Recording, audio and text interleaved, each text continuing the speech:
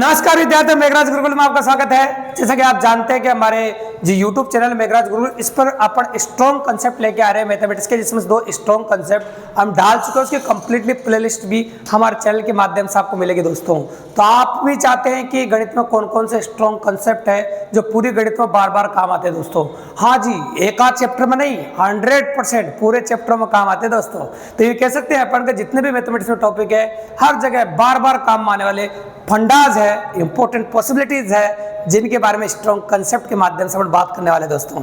और आज जो अपन बात करने वाले हैं, यूं समझ लीजिए कि पूरी गणित में जहां बंटवारे की बात आएगी, यूं समझ लो, चाहे आप कोण बांटो, संख्या बांटो, पैसे बांटो या दुनिया की कोई भी चीज बांटो, है ना, जहां भी बांटने की जरूरत पड़ेगी, कोई भी चीज का बंटवारा करने की जरूरत पड़ेगी, वहां पर हमारा यूनिटी मेथड काम आएगा दोस्तों, जो आज अब बताने वाले आपको। अगर ये मेथड आप सीख लेते हैं, जो बच्चे हाल ही में 12th पास करें या फिर कॉम्पिटिटिव एग्जाम की तैयारी कर रहे हैं, जिनकी स्पीड दी के कंपटीशन में, दोस्तों हमारी सीरीज ज्वाइन कर लीजिए, मजा आएगा आपको और आपकी स्पीड भी अपना आप इंप्रूव हो जाएगी।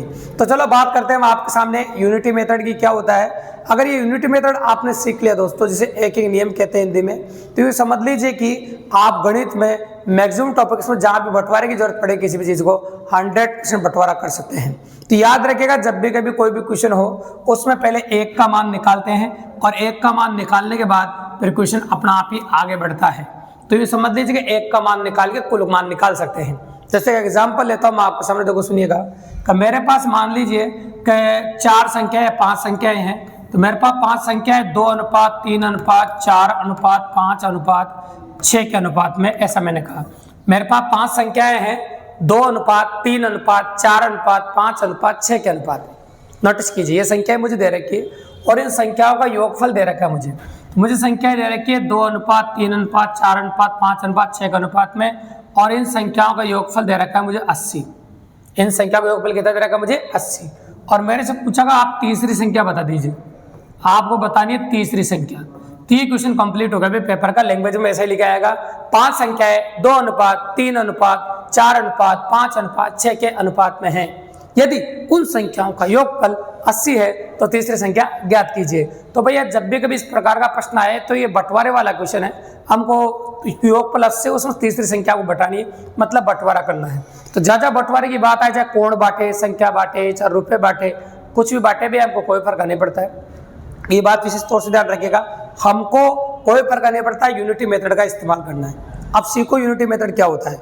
देखिए आप, तो ये 80 जो है ना योगफल संख्याओं का, इसमें सबके भाग है। जैसे पहली संख्या का 2 भाग है, ऐसे भाग याद रखने हैं आपको। दूसरी संख्या के 3 भाग है, तीसरी संख्या के 4 भाग है, और चौथी संख्या के 5 भाग है ना, और पांचवी संख्या के 6 भाग है। टोटल भाग अगर जोड़ेंगे अपन, क्योंकि यह योगफल दे रखा है, जो दे रखा है हमेशा उसी के बराबर करना। तीसरी संख्या दे रखी तीसरी के बराबर करो, चौथी दे रखी चौथी के बराबर करो। अगर ये आपको योगफल दे रखा है तो आप योगफल के बराबर करेंगे दोस्तों, आपको योगफल के बराबर करना ही पड़ेगा। तो देखिए आप टोटल जोड़ो, 6 और 5 11, 15 15 3 18, 18 और 2 हो गया आपका 20। तो आप कह सकते हैं कि 20 बराबर दे रखा है आपको 80, तो टोटल योगफल आ गया 20 आपका, और 20 बराबर कितना दे रखा है आपको? 80। ऐसी यूनिटी मेथड से 1 का मान निकालेंगे अपन, ये 20 से 1 बार कटेगा, ये 4 बार कटेगा। तो जब भी कभी इस प्रकार का प्रश्न आपको देखने को मिले ना, तो ये समझ लीजिए कि 1 का मान आपको निकालना है। ये क्वेश्चन में दिया हुआ है भैया, क्वेश्चन में पढ़ोगे आप तो ये तो लिखने की जरूरत है नहीं, है ना। एग्जाम के अंदर आप सोचोगे, टाइम बिल्कुल नहीं लगेगा, आप बिना पेन चलाए क्वेश्चन कर सकते हैं, ये मेरी गारंटी दोस्तों। अगर ये तरीका आपने अपनाया है, जहाँ बंटवारे की बात हो पूरी गणित में, मैं अनुपात समानुपात की बात नहीं कर रहा हूँ कहीं भी। तो 1 बराबर 4, और तीसरी संख्या किसके बराबर है आपकी? 4 बराबर। तो आपको 4 से दोनों साइड गुणा कर देना, तीसरी संख्या आ जाएगी। तो 4 चौक हो जाएगा आपका 16। तो ये हो गया आपकी तीसरी संख्या, बिल्कुल सिंपल और काफी आसान भाषा। तो तीसरी संख्या आ गया आपकी 16। तो तीसरी संख्या जो अपन ने निकाल पाए, अपन जो निकाली अपन ने, वो तीसरी संख्या आपके आगे 16। कितनी आसानी से, काफी कितनी इजीली अप्रोच कर दे देगा अपन ने, कोई बड़ी बात नहीं। ये हो गया आपके सामने। इसके बाद अगला क्वेश्चन लेते हैं अपन। मैंने 3 दोस्त लिए ABC, 3 दोस्त है ABC, इनके पास 3 अनुपात 5 अनुपात 6 के अनुपात में धन है, ऐसे कह रहे हैं। 3 दोस्त है मेरे पास ABC, इनके पास 3 अनुपात 5 अनुपात 6 के अनुपात में धन है, ऐसा कहते हैं। 3 अनुपात 5 अनुपात 6 के अनुपात में धन है। ऐसे दोस्त है मेरे पास 3, जिनके पास 3 अनुपात 5 अनुपात 6 के अनुपात में धन है।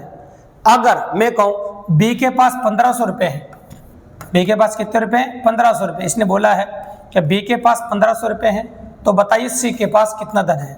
ये ऐसा अपन से बोला, C के पास कितना धन है। बी के पास यदि 1500 रुपए हैं तो बताइए सी के पास कितना धन है, ऐसा आपसे बोला गया है। तो क्वेश्चन में कोई दम वाली बात नहीं, अगर आप इजीली अप्रोच करो तो काफी आसानी से कर पाएंगे।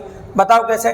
तो बी के पास 1500 रुपए बोले हैं, देखो तो बताओ बी का भाग कितना है आपके सामने, बी का भाग 5 है, तो बी का भाग 5 है तो 5 बराबर 1500 है। जो दे रखा उसी के बराबर करेंगे भाई, योग के बराबर दे रखा था योग के बराबर किया था, और यहाँ बी का भाग दे रखा था बी के भाग के बराबर करेंगे, तो कोई बड़ी बात नहीं है। तो बी का भाग कितना है 5, तो आपका हो जाएगा 5 बराबर 1500, ये हो गया 5 बराबर 1500, तो 1 बराबर हो जाएगा आपका 300।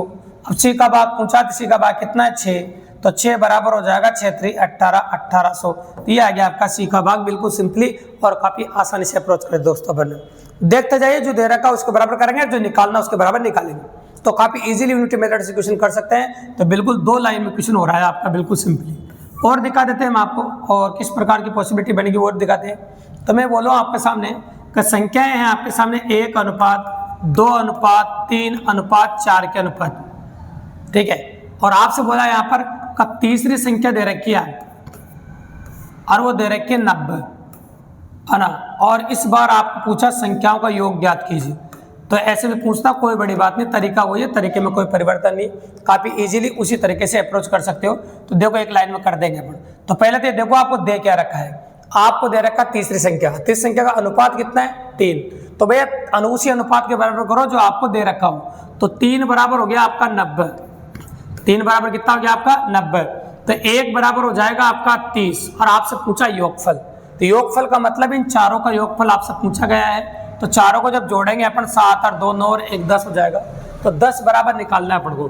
तो 10 बराबर हो जाएगा आपका 300, 10 बराबर कितना हो जाएगा आपका 300। बिल्कुल सिंपल सी बात है, तो 10 की वैल्यू जो अपन ने निकाली आपके सामने वो हो जाएगा आपका 300, तो ये हो गया आपका 300 रुपीज। बिल्कुल सिंपल और काफी आसानी से अप्रोच किया अपन ने 300, तो ये हो गया क्वेश्चन नंबर 3 आपका। अब लेते हैं, देखो दोस्तों आप कहते हैं ना आपको किसी भी एग्जाम का क्वेश्चन यूनिटी मेथड से अगर ये तरीका इस्तेमाल किया तो पूरी गणित में काम आएगा बार बार। एक यूपीएससी में पूछा हुआ क्वेश्चन है, सी सेट पूछा हुआ क्वेश्चन है, काफी मजेदार क्वेश्चन है, डायरेक्ट क्वेश्चन पूछा था।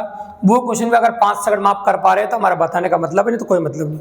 और चाहे छोटे छोटे एग्जाम की तैयारी कराओ, बच्चा भी कर सकता है। तो क्या देखो, एक मिश्र धातु में है लोहा तांबा और जस्ता, ऐसा कह सकते हैं।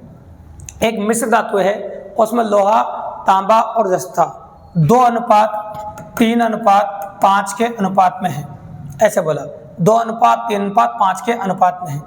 यदि तांबे तथा जस्ते की कुल मात्रा 56 किलो, तांबे तथा जस्ते की कुल मात्रा कितनी हो 56 किलो हो, तो लोहे प्लस तांबे की कुल मात्रा ज्ञात कीजिए। क्वेश्चन मैंने बिल्कुल समीकरण के रूप में लिख दिया, क्वेश्चन में लिखा आएगा, ये तो समझ लो पेपर में लिखना ही नहीं है, सॉल्यूशन तो अब स्टार्ट होगा आपका।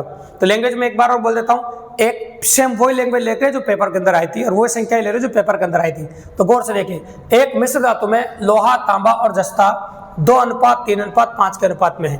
यदि तांबे तथा जस्ते की कुल मात्रा 56 किलो हो तो लोहे प्लस तांबे की कुल मात्रा ज्ञात कीजिए। तो तांबे तथा जस्ते की कुल मात्रा 56 किलो हो, लोहे प्लस तांबे की कुल मात्रा ज्ञात कीजिए, ऐसा आपसे पूछा गया है। तो बिल्कुल सिंपल सी बात है, कोई बड़ी अप्रोच नहीं, काफी आसानी से अपन कर सकते हैं। देखिए अब तो आपको क्या देखो दे रखा है, तांबा तथा जस्ता, तो तांबा प्लस जस्ता, तो तांबा प्लस जस्ता कितना हो गया आपका 8, और 8 बराबर दे रखा आपका 56 kg। तो बताओ 1 बराबर कितना होगा आपका 7 किलो, 1 बराबर कितना होगा आपका 7 kg। और आपसे क्या पूछा, लोहा प्लस तांबा, तो लोहा प्लस तांबा कितना हो जाएगा आपका 2 और 3 कितना 5, तो 5 से दोनों साइड गुणा कर दो, इसमें आंसर आ जाएगा आपका, जिसमें आपका कंसेप्ट है जो कंप्लीट हो जाएगा। तो 7 पंजे 35, मतलब 35 किलो लोहा और तांबा की मात्रा हो गई। भैया जो पूछे जो काफी इजीली आ जाता है, इसलिए कहते हैं यूनिटी मेथड इज बेस्ट। तो याद रखिएगा, जब जब पूरी गणित में बंटवारे की जरूरत पड़े, आपको जहां जहां आपको बंटवारा करने की जरूरत पड़े वहां पर आपको यूनिटी मेथड यूज करना है दोस्तों, आपको यूनिटी मेथड ही काम में लेना है। तो ये बात 100% दिमाग में सेट कर लीजिए कि चाहे संख्याओं का बंटवारा करना पड़े, चाहे आपको कोड़ों का बंटवारा करना पड़े, चाहे रुपए का बंटवारा करना पड़े, दुनिया में किसी भी चीज़ का बंटवारा करना पड़े, आपको यूनिटी मेथड ध्यान में रखना है। अगर ये मेथड आप सीख लेते हैं तो पूरी गणित में जहाँ जहाँ बंटवारे की जरूरत पड़ेगी, मुझे नहीं लगता आपको बंटवारे में कोई दिक्कत आने वाली दोस्तों, 100% बंटवारा कर सकते हैं दोस्तों। अगर इसी प्रकार के धुआंधार और शानदार और भी कंसेप्ट अगर आप जानना चाहते हैं दोस्तों, ऐसे ही कंसेप्ट स्ट्रॉन्ग कंसेप्ट हम डेली आपके लिए लेके आएंगे। अब और इस प्रकार कंसेप्ट आप जानना चाहते हैं दोस्तों, चैनल को सब्सक्राइब करें, लाइक करें, शेयर करें और अपने दोस्तों को ज़्यादा तक पहुँचाएं, ताकि हमारी जो आवाज़ और कुछ इंपॉर्टेंट चीज़ें और हमारा 16 साल का एक्सपीरियंस है वो आपके साथ साझा कर सके दोस्तों। धन्यवाद।